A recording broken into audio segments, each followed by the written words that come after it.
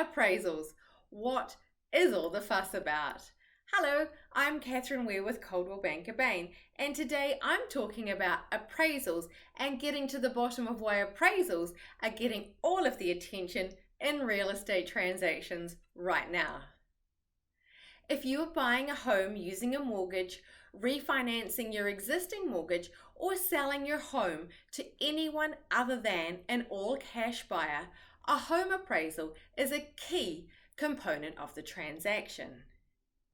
An appraisal is an unbiased professional opinion of a home's value. Appraisals are almost always used in a purchase and sale transaction and commonly used in refinance transactions too.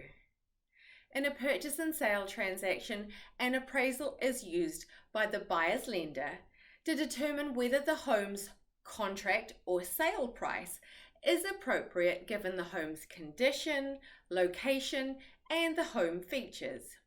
In a refinance transaction, an appraisal assures the lender that it isn't handing the borrower more money than the home is actually worth. Lenders want to make sure that buyers and homeowners are not over-borrowing for a property because the home serves as collateral for the mortgage they are getting.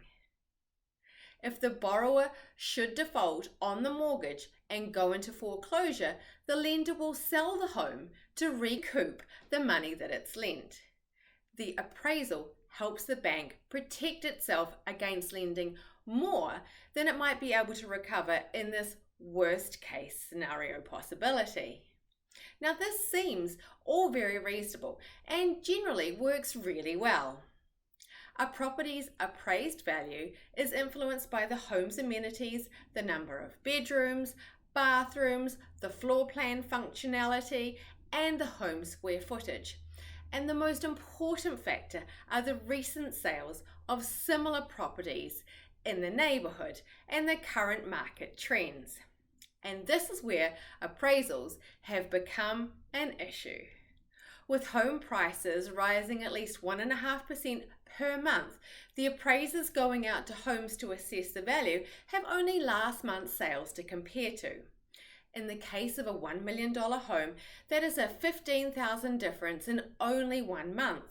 Now, if we're being realistic, that $1 million home was listed at around $850,000, got bid up to around $1 million, and the nearest comparable sale probably sold for around $950,000 about 6 to 8 weeks ago.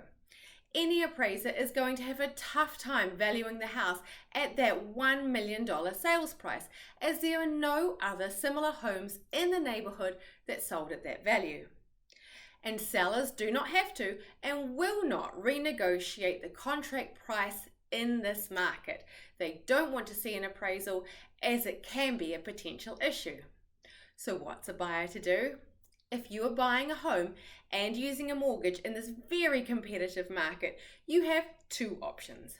One is to waive the appraisal contingency, which means that no matter where the appraisal value comes in at, you as the buyer will make up the difference between the appraised price and the sales price. Does that sound daunting? Well, that's because it is. The other option, which is also appealing to a seller and offers some protection to a buyer, is when a buyer uses an additional down addendum. This states exactly how much a buyer can bring to the table in the case of a low appraisal.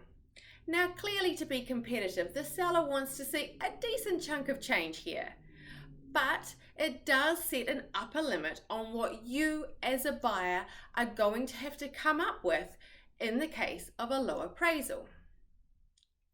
This also means that you can be strategic with your loan down payment. If you were thinking you were going to bring around 25% down, maybe you should rethink that and only put 20% down and save that other 5% to put forward in the case of a low appraisal.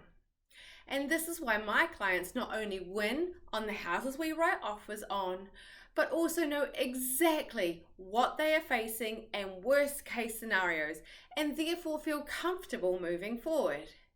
it is also where you need to have a great, experienced real estate professional that is looking out for your best interests. And of course, that's where I come in. Connect with me. I'm Catherine Weir, and thanks for watching. Take care.